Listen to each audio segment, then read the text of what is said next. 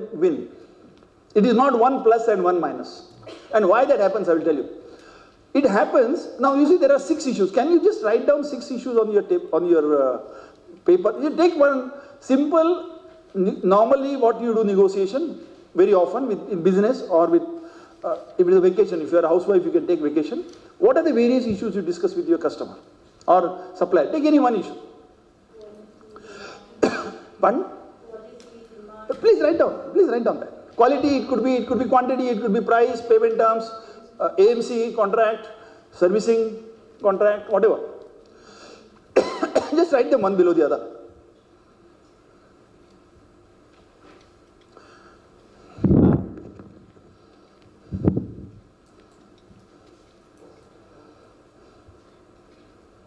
Integrated negotiations have number of issues involved. Done? 3 only. Think more. The more you have, better it is. I will tell you why. This is the crux of really win-win negotiations. We use win-win word very loose way and not really the way it should be used. Alright, now please write down, you have written down 5 or 6, whatever came to your mind. Now draw a line next to that vertical line, 2 lines rather. Draw one vertical line and then again another line. Say leave aside 1 inch or something and then draw another line. Alright, now right there, the order of importance for you of this each element. Order of importance of that each element. Now price could be number 1 or it could be number 3. You may be more interested in getting payment because the company is cash strapped. So then payment terms becomes far more important than negotiations.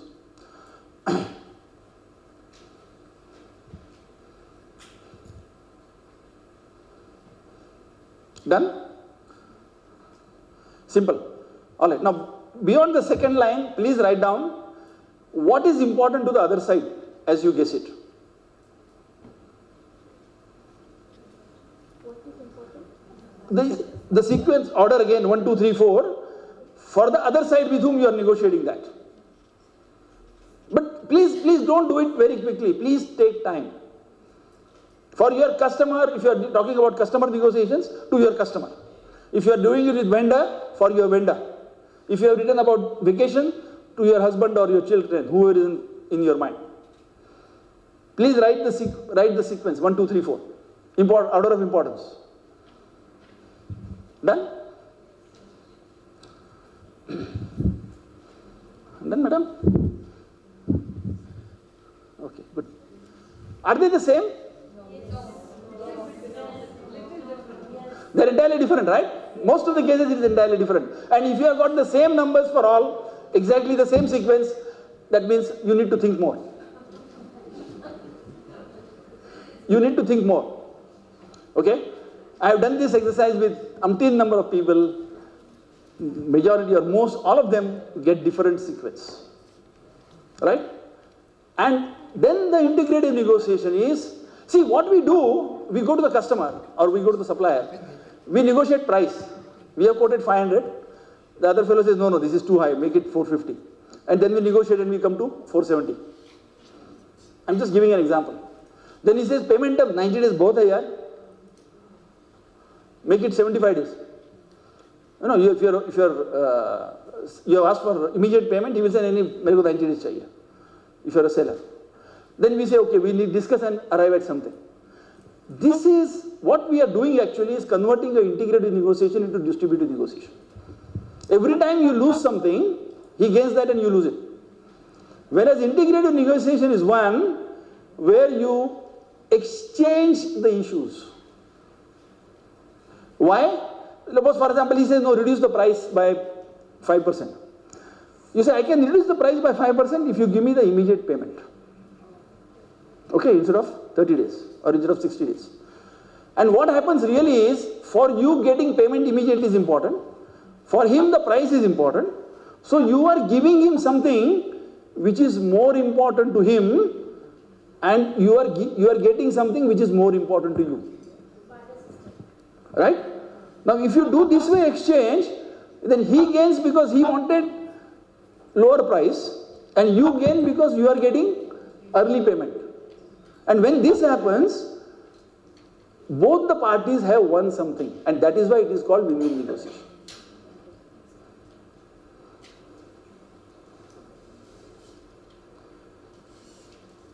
You give something which is not important to you and take something which is important to you, and the same thing happens to the other side. So he also benefits, you also benefit, she also benefits, you also benefit. Since both of you benefit, it is called win-win negotiation. Distributive negotiation cannot be a win-win negotiation, though both of you are satisfied.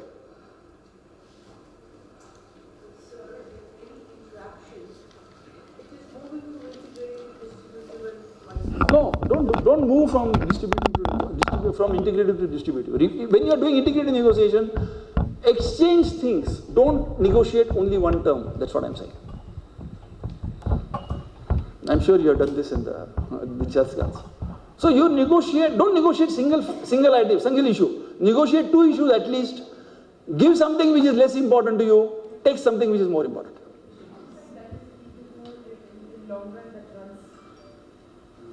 That kind of a negotiation to keep on happening, it becomes a kind of a recurring thing.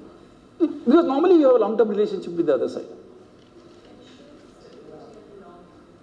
The long-term relationship, when it is involved and there are more than one issues, even if there is no long-term relationship, use this when there are more than one issues involved. Exchange things rather than discussing one issue at a time. Any questions on this? Any questions on this? Are you clear, all of you? Is it closer to Batna? No, Batna is different altogether. I have not touched upon Batna here. I am sure all of you know, are aware. I will just ask you whether you are aware, then otherwise. So, are you clear about this? Okay. All right. Now, let me go to a couple of other issues which are again interesting.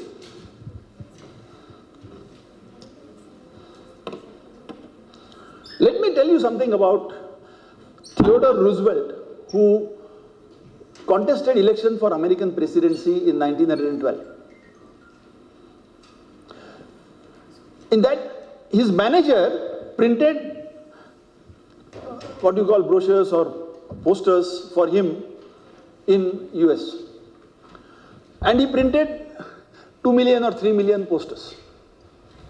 And it had a photo of course, Roosevelt. The photo was taken by a photographer, somebody else. And Roosevelt's manager had not taken permission from him. The price of the royalty that was to be charged at that time, because that time camera and photography was new, you must remember that, so it was very costly. It was $1 per print. So if he had to pay for all those prints, he would have had to pay 2 or 3 million rupees, dollars. It was huge amount. Now, if you were in the manager's position, how would you have negotiated? Just think about it a little bit. How would you have negotiated? Then I will tell you what he did.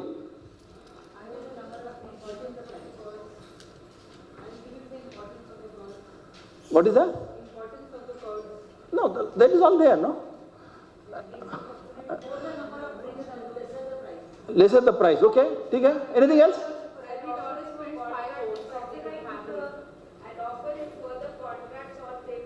Future also, okay. You know what the manager did? I will offer a brand recognition. Yeah. You know what the manager did? He sent him a wire, because there was no internet that time. He sent a wire to him saying that, great opportunity to become popular all over America. How much are you willing to pay?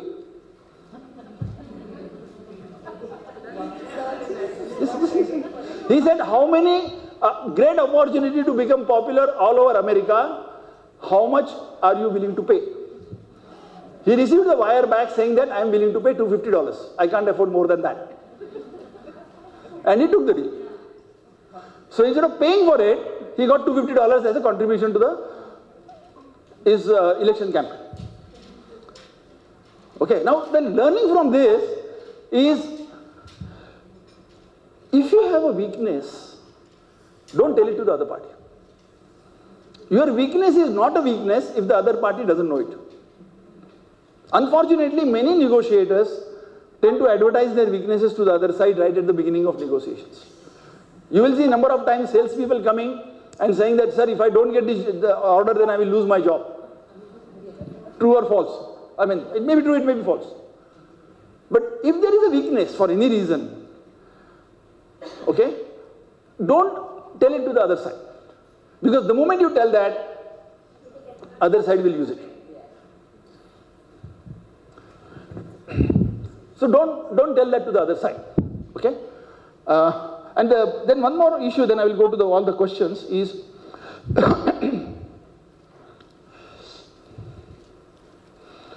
what is your idea of successful negotiation? Now, question number one.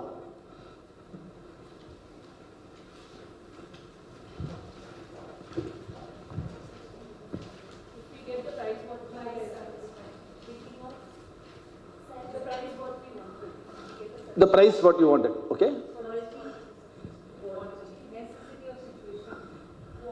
Quality, okay? Time frame?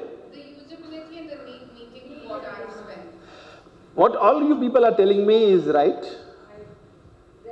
Both the parties, there should be more satisfaction than dissatisfaction. That they've come to a good solution. There should be no ill feeling after the end of the negotiation.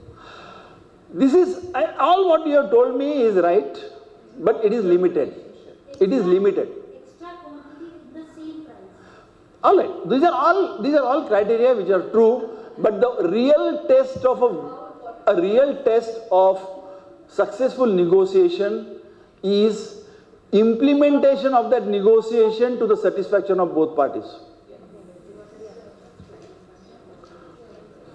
How many times you have negotiated something happy and then you find, like, somebody said the price, good price, you don't get the payment, what happens?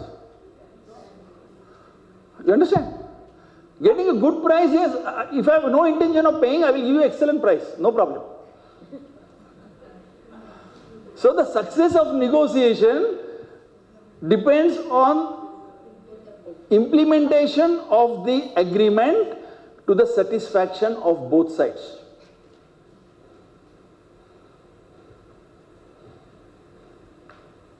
Not signing the agreement is not the success. Okay?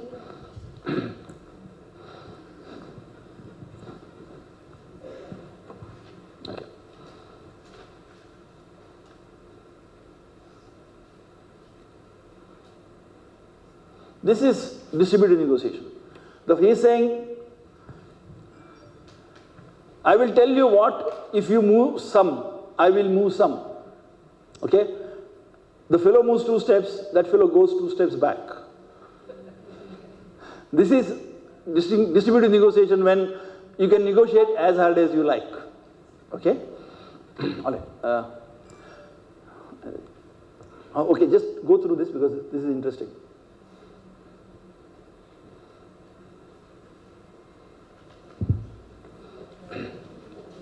Okay? Yeah.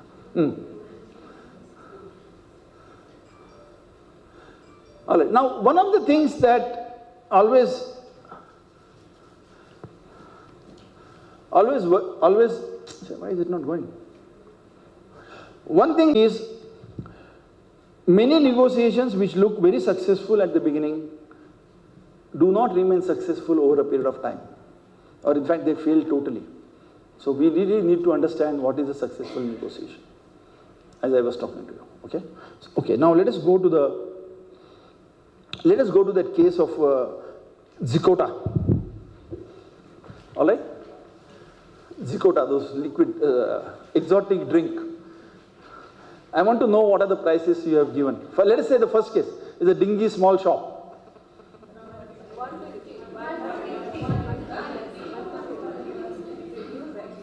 150 for the first? Yes. Most of you? Yes. Most of you have written 150. Anything else? Any other figure? Higher, lower? 170. Okay. Then anything else? All right. What about the second answer?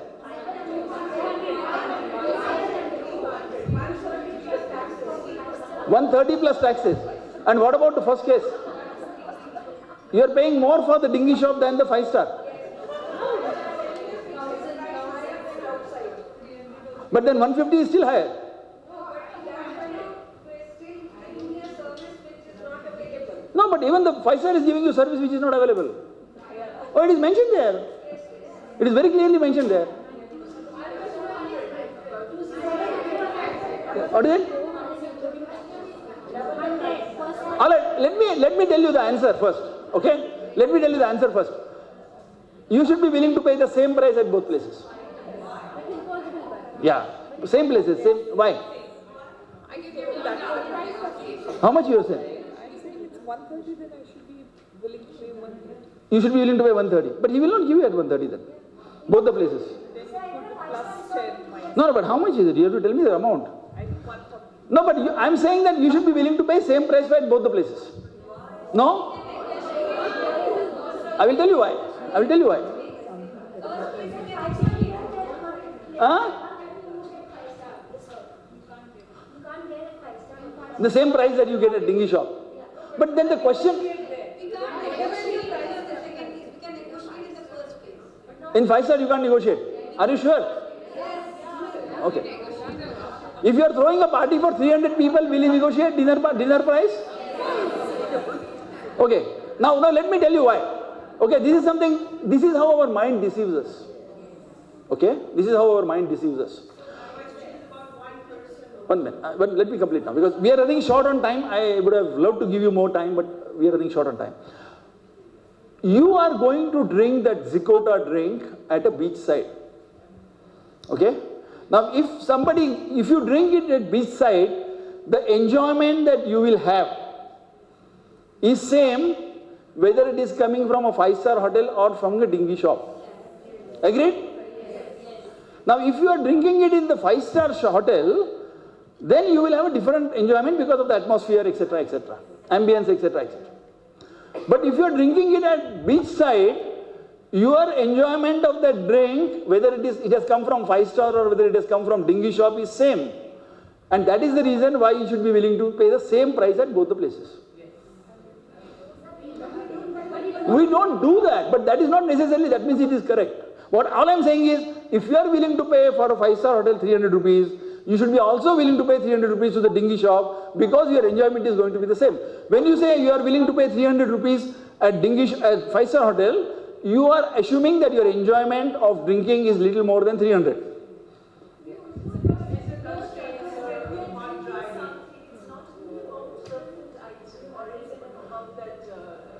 Then it is about what? But that is the reason why I said, if you drink it in a 5-star hotel, then your price will be different. But if you are drinking beach side, it doesn't make any difference. But even same thing is with that dinghy shop also. Both are same. Dinghy shop is same. Dinghy shop also, nothing is, nowhere it is available. Both. This or this. They are two different situations.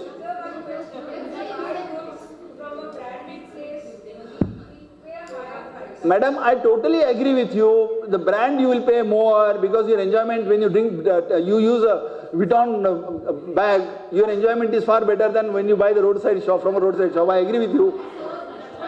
Madam, again, I'm telling you again one thing. Please give a thought to what I am saying. What I am saying is an established fact. Instead of disputing it, try to understand it. Basically, Professor, what we're trying to bring it across here is that it's not about what the vendors are going to give us that. We are looking at. Yes, you should see when you are buying something, see what is the value of that to you. And then decide the price. Don't worry about what price he is putting. People will put X rupees and then give you 30% discount. Whereas the other one is putting Y rupees. The Y may be less than even after 30% discount. So price, discounts, all these things, you should consider only what is the value of the thing that you are buying. Sir, if I have a big and great notion that at a 5-star hotel I cannot negotiate and that at In any case, what is the question? You are anyway not going to buy it, your friend is going to buy it. So you have to tell him, okay, you buy if the price is less than 300 rupees. Right? But that is not the reason. You are just telling him the price. If it is less, if up to that level, he will bring it. So if you are willing to pay 300 rupees at 5-star hotel, you should be willing to pay 300 rupees at dinghy shop also. Because your enjoyment of that drink is more than 300 rupees. Don't worry about what the other fellow is doing. Your negotiation success totally depends on what you think and what you do. Exactly, exactly that is the reason why people write two different answers. Yes, and that could be your moment if I really want and feel like it, okay. Right. But then that applies to both, no? Your mind frame will change in both the cases. It is the same thing. When you are sitting here, your mind frame is the same when you write both the answers. Okay, let us go to the next one. You know, we spend too much time on thinking of tactics. Okay? We don't spend enough time on preparation. If you look at, these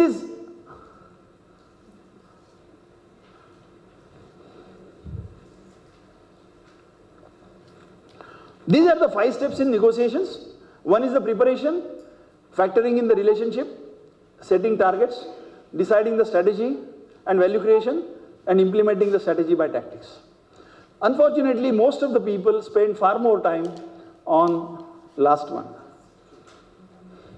They are too much involved in tactics. Okay, I think she mentioned BATNA. I'm sure all of you are already familiar with it. Most of you? Okay, I'll just do it quickly in a minute for those who are not aware.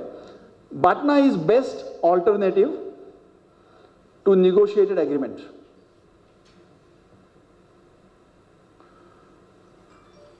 Best alternative to negotiated agreement. When you are doing the preparation, most important thing is to say is to what will you do if this deal fails.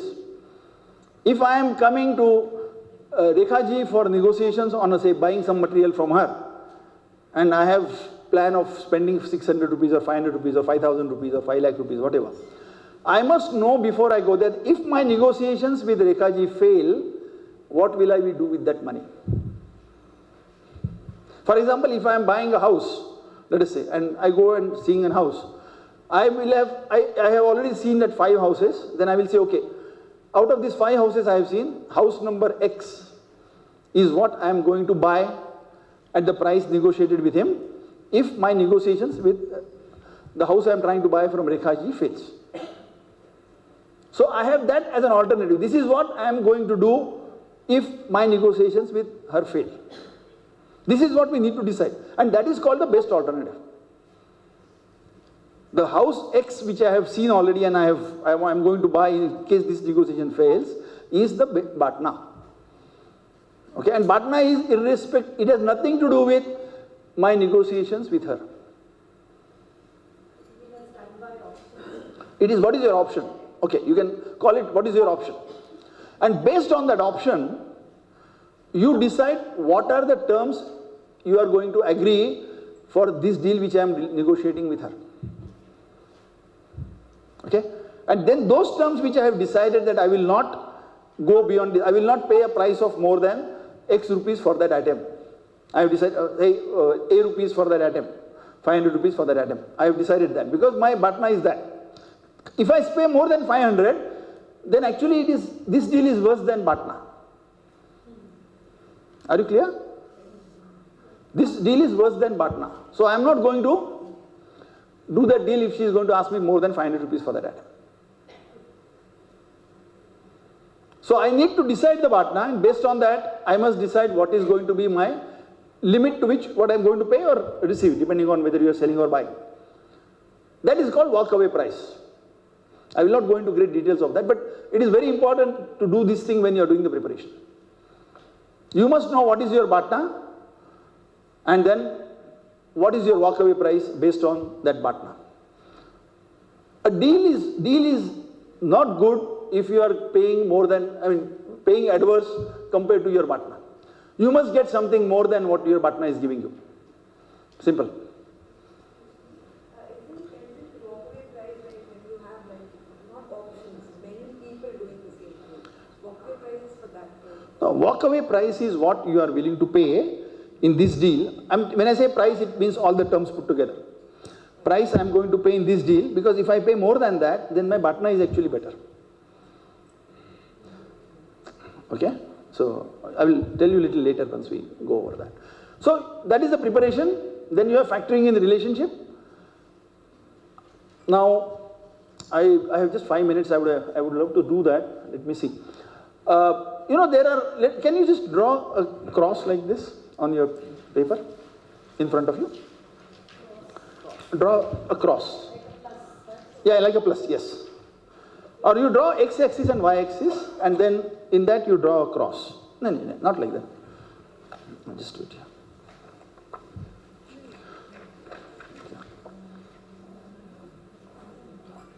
It is like this. Can you see this? Can you see this? X and y axis, and then a cross in the center. Okay. On one axis you take relationship. X axis you take relationship. Yeah. Relationship. And y axis you take substantive issue. Y axis. Here you take relationship, and here you take substantive issue. X axis, I think we have all done this in the school, right? X axis is relationship, y axis is substantive issue. Substantive issue. I will tell you what is substantive issue. Substantive issue is everything except price. It will include, you monetize your payment terms, warranty, AMC, everything you monetize and say come to arrive at a rupee.